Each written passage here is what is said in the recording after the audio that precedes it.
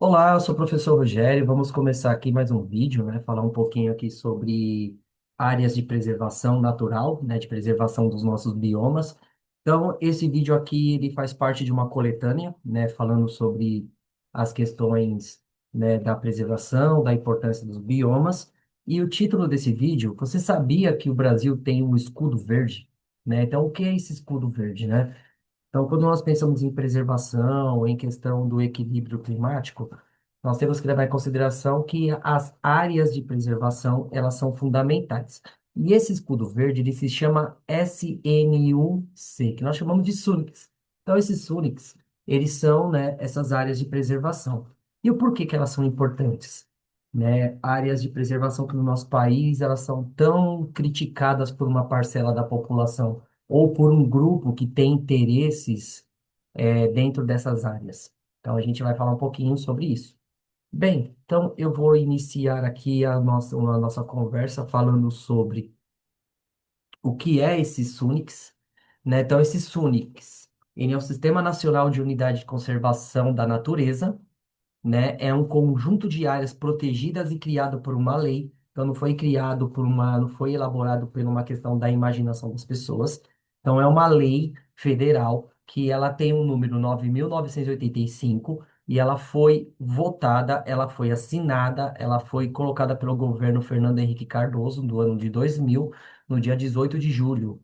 Então, com o objetivo de conservar a biodiversidade brasileira e garantir o uso sustentável dos recursos naturais. Ele organiza e regulamenta as unidades unidades de conservação que nós chamamos de UCs em todo o território nacional, abrangendo áreas federais, estaduais e municipais.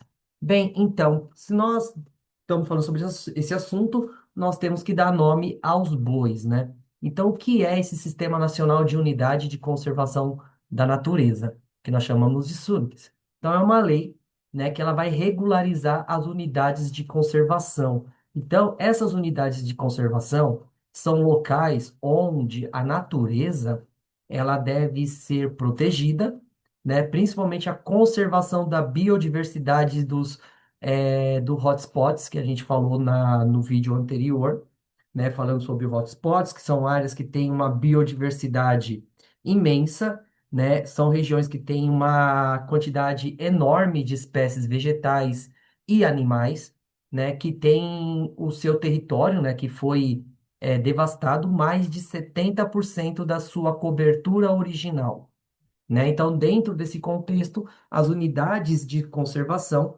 são o que vai garantir a preservação e a garantia do uso sustentável dos recursos naturais, que a gente vai discutir cada um deles aqui para a gente saber. Ele abrange, né, como nós vivemos em um país, uma unidade federal, né, ele abrange áreas federais, estaduais e municipais dentro da esfera de cada órgão competente. Então, federal tem uma esfera de competência, estadual tem uma outra esfera e o municipal também. Então, como é que elas vão se relacionar e como elas serão organizadas?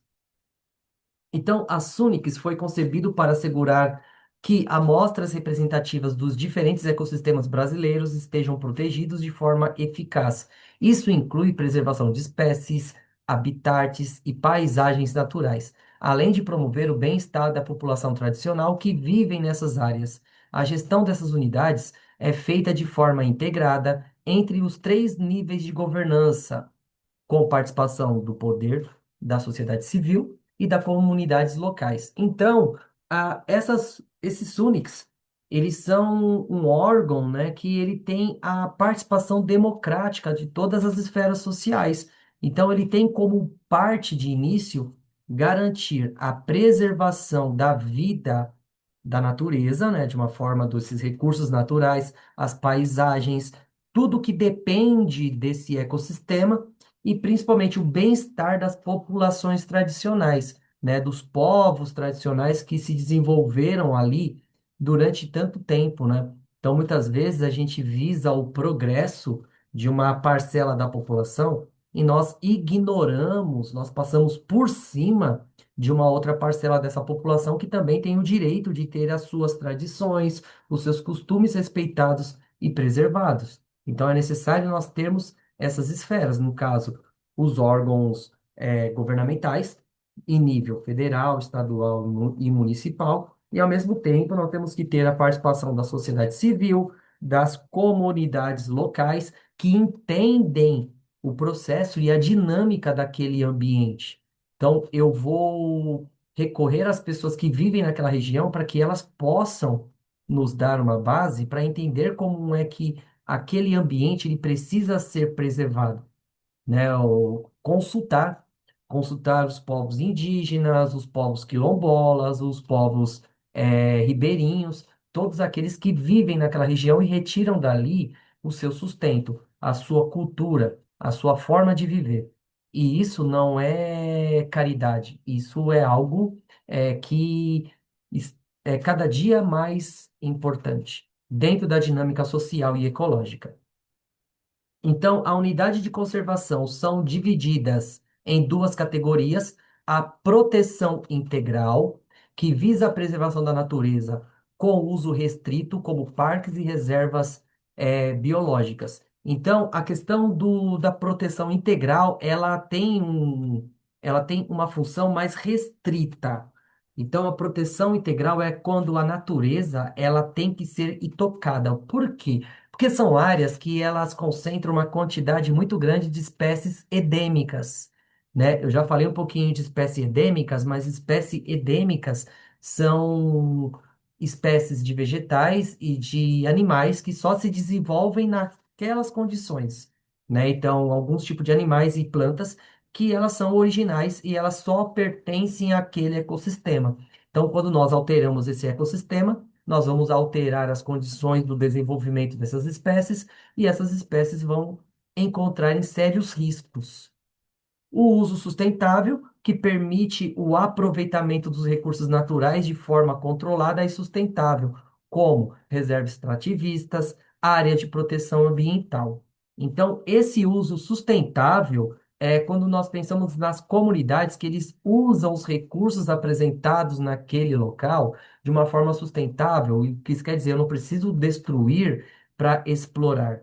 Eu posso aliar a exploração com a preservação, né? A questão da retirada de frutas, de cocos e de outros elementos que fazem parte, né, da cultura daquela comunidade. E isso também pode gerar recursos muito importantes para ela, né? Então, se eu faço com aquela comunidade, ela possa ter uma vida digna, uma vida economicamente ativa, ela não se sente ameaçada e ela não precisa é, realizar ações predatórias dentro daquele ambiente para que ela possa ter o básico para sua sobrevivência. Então, o uso sustentável, ele é fundamental para a preservação dessas áreas, né, dessas unidades de conservação. Além de proteger a biodiversidade, o Sunix também oferece benefícios sociais e econômicos. Ele contribui para o turismo ecológico, a conservação do solo e da água, a proteção de mananciais e a valorização do conhecimento dos povos tradicionais, e o fortalecimento de atividades sustentáveis, como o extrativismo. Dessa forma, o Sunix é uma ferramenta essencial para o desenvolvimento sustentável da preservação do patrimônio natural e cultural brasileiro, né? Então, muitas vezes, nós que vivemos nas cidades, nós temos uma visão errada de que nós não vivemos na natureza, né? Muitas vezes nós acreditamos que nós não dependemos dessa natureza. Ah, mas a floresta amazônica ela está sendo destruída, mas ela é na Amazônia. Isso não vai interferir em nada aqui em São Paulo, né? A mesma coisa quando a gente pensa em vários recursos, né? A água, o solo, a proteção dos mananciais, que é essencial para a qualidade de vida das comunidades locais, mas também vai interferir na sua vida, na minha vida, na vida de todo mundo, né? Então, esses súnicas, eles são muito importantes. E também por conta que esses povos, que ele desenvolve a sua cultura original, né? No caso, os povos indígenas, os povos quilombolas, os povos ribeirinhos, eles têm o direito de ter a sua cultura e os seus elementos sociais preservados. Então, essas unidades, esses súnics, eles têm essa importância também. E é importante nós respeitarmos e preservarmos esses elementos básicos para esse sistema.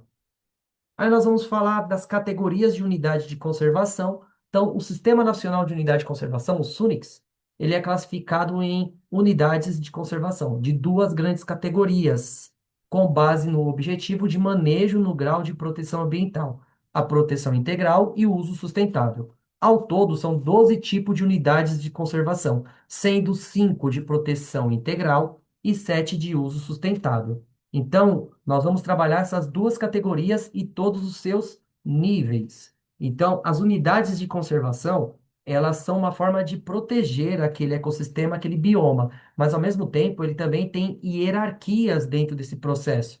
E cada uma atende à necessidade local. Não existe uma receita de bolo, né? Existem várias particularidades. E essas particularidades, elas devem ser respeitadas para que ocorra esse processo de desenvolvimento.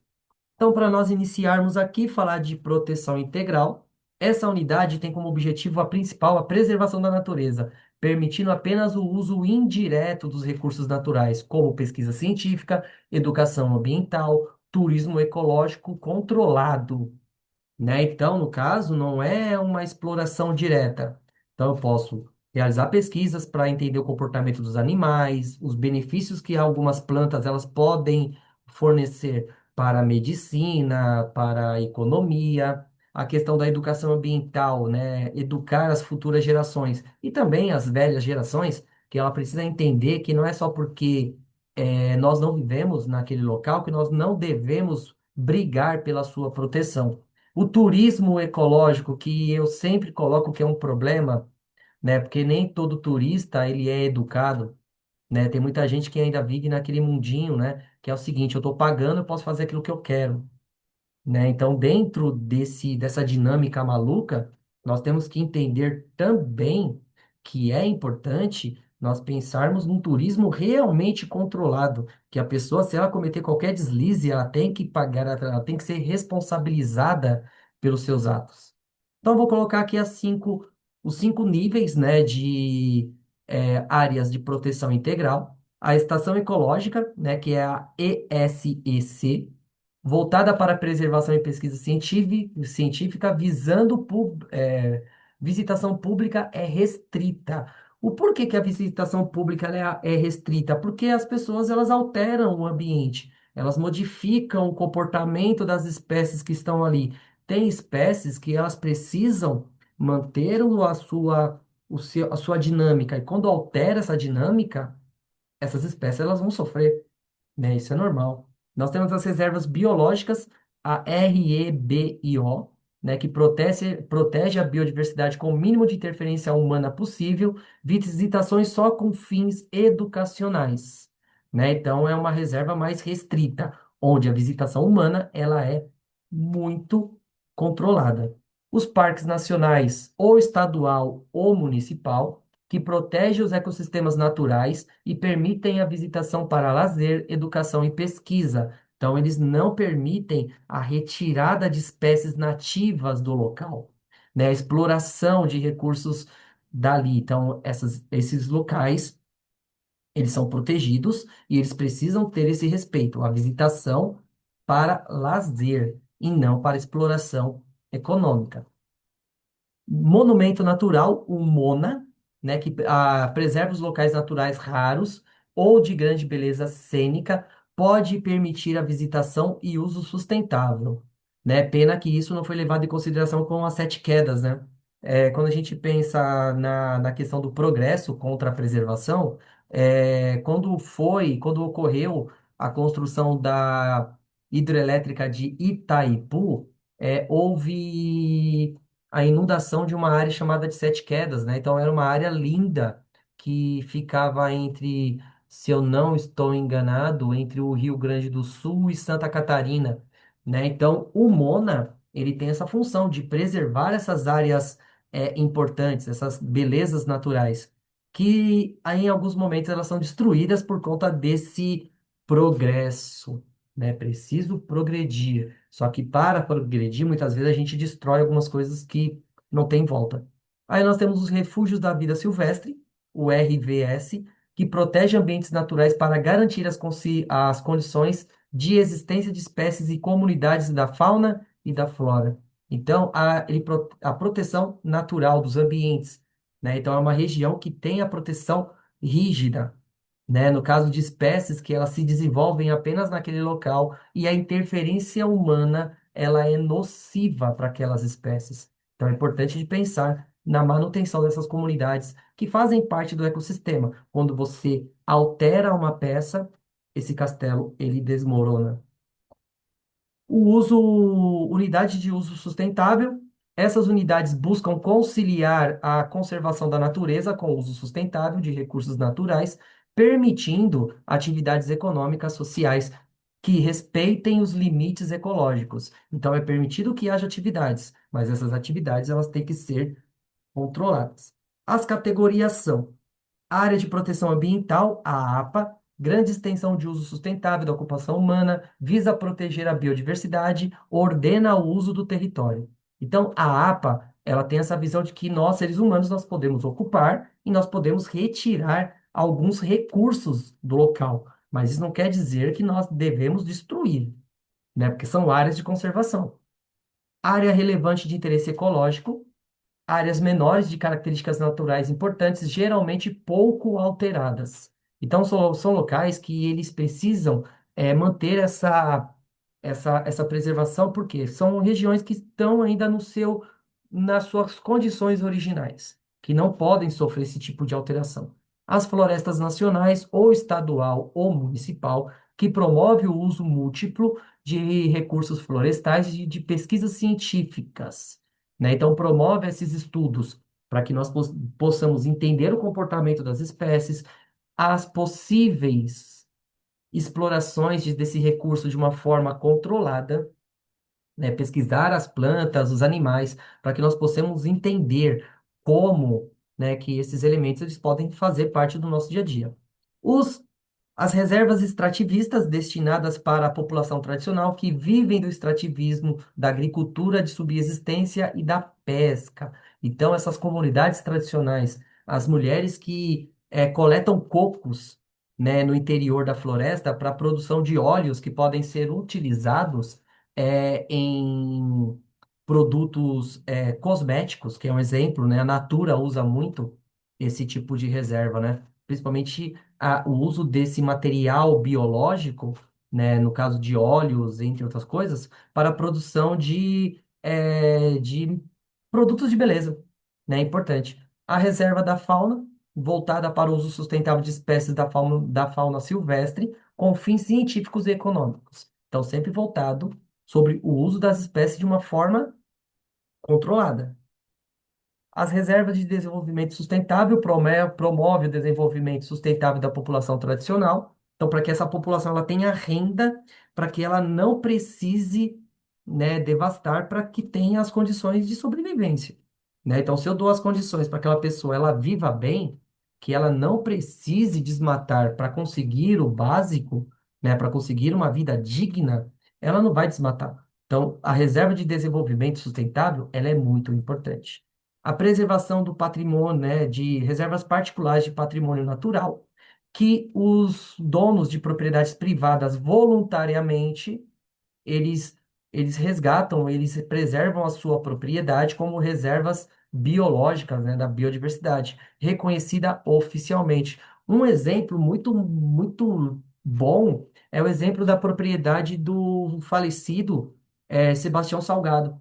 Né? O Sebastião Salgado, ele herdou a fazenda da sua família, que era uma área muito degradada. O Sebastião Salgado e sua esposa, eles recuperaram a área com plantas nativas, né, com a vegetação nativa. E ali é um exemplo de reserva particular do patrimônio natural, né, que é uma área que ela estava degradada e o seu proprietário ele resgatou e colocou ela como uma área de proteção reconhecida oficialmente, né? É importante nós aliarmos, né? Isso seria muito interessante que todos os grandes latifundiários, os grandes proprietários de terras, eles pensassem nisso, na questão de recuperar uma parte da área produtiva que ele concentra sobre o seu poder. né? É importante. O maior problema é a questão de unir economia com preservação. Bem, então, as políticas de gestão das unidades de conservação. Então, nós temos que entender que gerir essas unidades é algo que depende de muitos órgãos, de muita gente para realizar um comitê realmente democrático, né? Então, o sistema de unidade de conservação, ele é esse exemplo, que é o sistema que vai administrar, vai gerir essas unidades de conservação, que são orientadas por princípios legais, técnicos participativos, com o objetivo de garantir a conservação da biodiversidade e do uso sustentável dos recursos naturais. Então, não é qualquer um que vai fazer parte desse sistema nacional. Tem que ser pessoas que vão respeitar as organizações legais, as leis, tem que ser pessoas técnicas. Eu sei que isso soa meio estranho, né? Mas vamos pensar o seguinte: eu vou colocar a raposa para tomar conta do galinheiro, eu vou colocar o dono de uma empresa, o dono de um grande aglomerado de produtores, né, produtores de gado para tomar conta de uma floresta, né? O que vai acontecer? Né? Lógico, tem leis que protegem, mas será que essas pessoas elas vão atender realmente à necessidade dessas unidades de conservação? Ou elas vão usar esse poder que ela tem para defender os seus interesses e não os interesses públicos? A questão do objetivo de garantir a conservação da biodiversidade e a sustentabilidade dos recursos naturais, né? Porque esses recursos naturais, alguns desses recursos, eles não são renováveis. A gente fala tanto em sustentabilidade, a sustentabilidade é isso, é quando recursos que eles são sustentáveis, eu garanto que ele tem a condição de se renovar. E isso, né, é complicado pensar em uma sociedade cada vez mais capitalista, né? É complicado.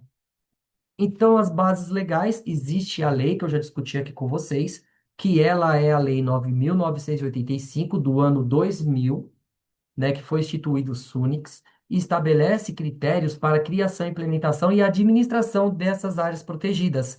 Essa lei define os objetivos de cada categoria das unidades de conservação, instrumentos de gestão e os direitos e deveres dos gestores de cada população envolvida, né? Então, nós temos uma administração multifacetária. Nós temos muitos representantes sociais. E qual é o interesse?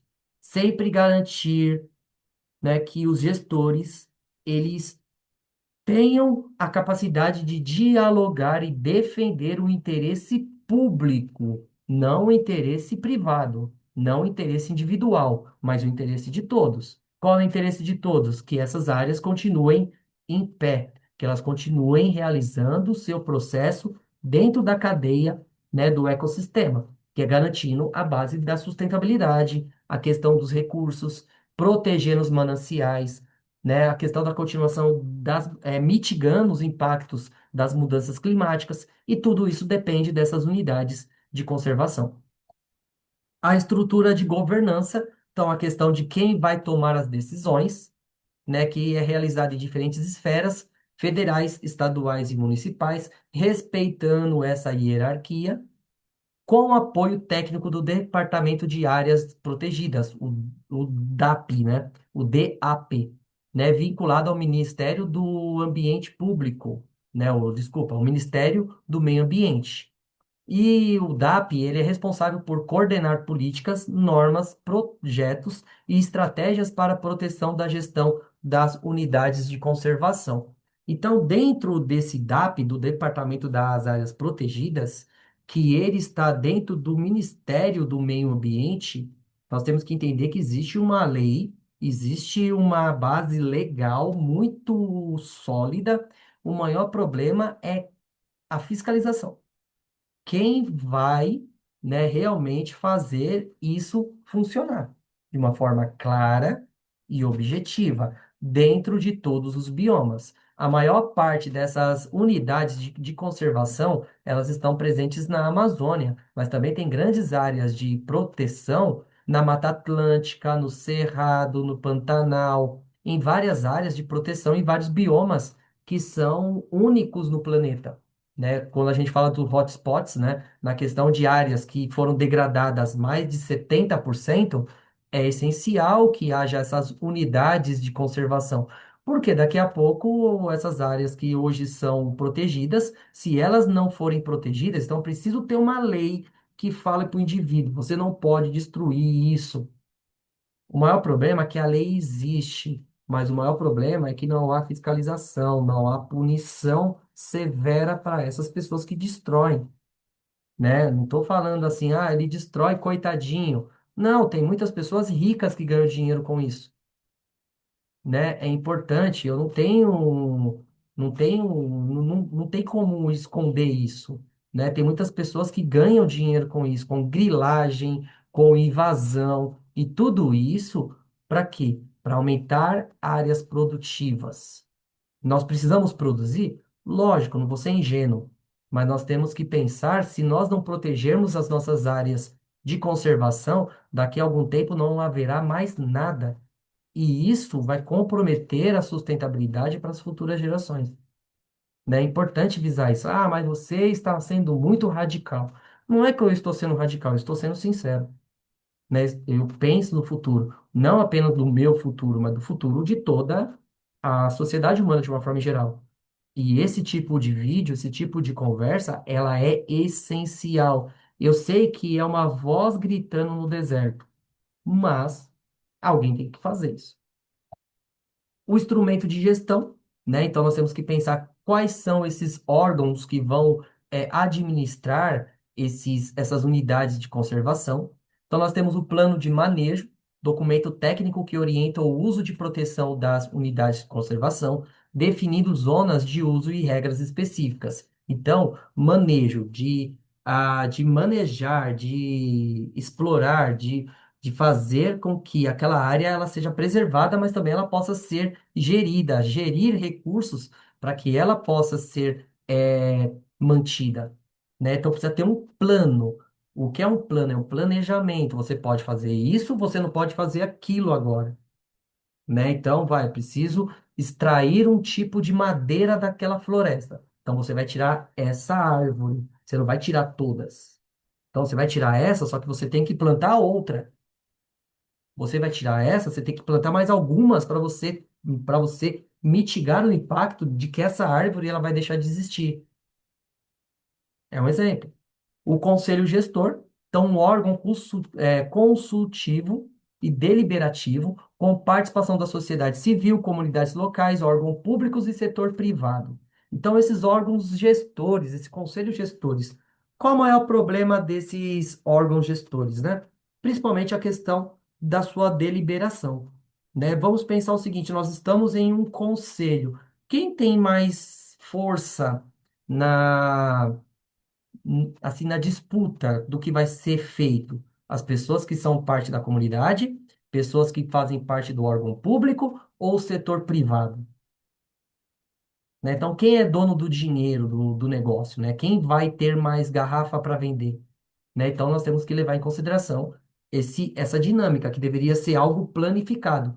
Todo mundo deveria ter o mesmo poder, mas a gente sabe muito bem como funcionam essas coisas, né? O monitoramento e fiscalização. Então, ações contínuas para garantir o cumprimento das normas ambientais, prevenir as atividades ilegais. Então, o IBAMA e o ICMBio são órgãos públicos muito fortes na preservação da natureza. Qual o maior problema? É que nos últimos anos, esses órgãos, eles vêm sendo depredados, eles vêm sendo ridicularizados, os seus profissionais, eles vão sendo perseguidos por interesses escusos, desculpa, interesses que não são de preservação, mas são interesses de exploração de uma forma predatória desses recursos, e isso é um problema em todos os sentidos. Então, essas ações, nós temos que entender do monitoramento e da fiscalização que haja uma reestruturação e dar poder a esse grupo, que eles são literalmente os anjos da guarda da biodiversidade do Brasil. Qual o maior problema? É que nós temos discursos ideológicos dentro desse processo. E esses discursos, muitas vezes, eles prejudicam o monitoramento e a fiscalização. Nós temos a educação ambiental e pesquisas científicas, né? Então, a educação, levar o conhecimento ao maior número possível de pessoas, aproveitar, né, ambientes como a internet para chegar a isso, incentivar como formas de promover o conhecimento e envolvimento da sociedade, que a sociedade ela realmente se sinta parte desse processo e não apenas um mero espectador. Ah, é preciso proteger a natureza. Ah, vamos deixar que os deputados, os senadores e o presidente ele resolva isso. E a sua responsabilidade, cara pálida, né? Como é que fica a sua responsabilidade dentro desse processo? Todo mundo tem uma parcela de responsabilidade. Quando você não está ciente, quando você fecha os olhos para essa parcela de responsabilidade, você está assinando um cheque em branco para outras pessoas. E essas pessoas vão aproveitar esse cheque em branco. É importante falar sobre isso. Essas pessoas vão aproveitar esse cheque em branco, né? Então é importante que você saiba qual a sua responsabilidade. A participação social, que é a gestão participativa de um dos pilares do SUNICS, as comunidades tradicionais, os povos indígenas, as ONGs, as universidades, os outros atores sociais são incentivados a participar da gestão das unidades de conservação, especialmente para meio do conselho gestores e consultivos, né, as consultas públicas. O Brasil, eu sei que isso aqui é algo muito complicado, mas o brasileiro, de uma forma geral, ele não é incentivado, né? O brasileiro médio, o brasileiro, ele quase não é incentivado a estudar. Imaginem participar de algo que demanda estudo, que demanda dedicação, que demanda bom senso, né? O brasileiro médio, né, como a maior parte da população média do mundo, hoje existe uma parcela muito, vou falar uma palavra meio pesada, mas uma pessoa alienada, uma pessoa que não é incentivada, que não há incentivos para órgãos científicos, né? O cientista, muitas vezes, ele é uma voz no deserto gritando, e muitas vezes ele é combatido por outros, né? Por interesses, né? E isso, de uma certa forma ou de outra, prejudica essa participação coletiva, essa participação pública, essa gestão pública. E isso faz com que ONGs sejam atacadas, pessoas que doam a sua vida por uma causa, muitas vezes elas são prejudicadas por conta desses interesses ideológicos, né? Então, lógico, né? Eu sou um professor de rede pública do estado, né? Do estado de São Paulo. Eu vivo em São Paulo, né? Pensa bem, né? Eu sei que em algum momento pode ser que isso exploda aqui, né? Esse meu vídeo ele chegue a milhares de pessoas, mas é algo que se colocar o meu vídeo numa playlist junto com outros vídeos com temas que não tem nada a ver com coisa séria, lógico que as pessoas vão escolher coisas que não são sérias, mas eu tenho que tentar chegar ao máximo de pessoas possíveis. E isso é importante para que nós possamos participar, levar o conhecimento às pessoas, levar, né, dar nome aos bois e tudo que deve ser feito. Falar um pouquinho aqui da sustentabilidade financeira, né? Não há conservação sem apoio financeiro. Então, a sustentabilidade das unidades de conservação também depende de mecanismos de financiamento, como recursos públicos, né? O orçamento federal, estadual e municipal. Qual o maior problema? É que hoje há uma os, os órgãos públicos eles estão desvinculando as suas obrigações, né? As famosas PPP, né? As políticas públicos-privadas, a parceria público-privada, né? Que nesse caso é uma forma dos governos, né? Dos estados, dos municípios e do órgão federal em retirar a sua obrigação, né? De estar presentes, né? Dentro desse processo. Então, dizendo, ó, o poder público não tem dinheiro para fazer tal coisa. Então, vamos abrir para as parcerias público-privada. Mas essas parcerias público-privada, ela tem de quais interesses? Tudo tem interesse. Eu não vou colocar dinheiro no lugar sem ter interesse nenhum. É óbvio. É ingênuo eu pensar que eu vou administrar uma unidade de conservação por mera bondade, né? O bom samaritano, né? Às vezes acontece isso. A compensação ambiental, né? Então eu vou uma coisa bem interessante quando há a exploração de áreas urbanas, eu tenho que fazer a compensação ambiental. Se eu vou cortar árvores preservadas em certos locais, eu tenho que fazer essa compensação ambiental em outro lugar, plantando árvores em outros lugares. Então, tem essa questão do financiamento também importante. A parceria público-privada, que eu falei um pouquinho aqui, os projetos de cooperação internacionais, então, financiamento de países, né, estrangeiros que precisam que a Amazônia continue em pé, para que a qualidade de vida dela não se altere. A Finlândia é um exemplo, a Alemanha é um exemplo, que financia ONGs e projetos no Brasil para a preservação da natureza, por incrível que pareça. O ecoturismo e a conservação dos serviços, né? Sempre falo que o turismo, ele é bom e ruim ao mesmo tempo. Você leva pessoas para conhecer, mas essas pessoas elas têm que saber que elas têm que se comportar bem, elas têm que preservar aqueles recursos, né? Não adianta eu levar um monte de gente para uma área de conservação e eles vão degradar aquela área de conservação, vai jogar lixo em qualquer lugar. É importante pensar nisso.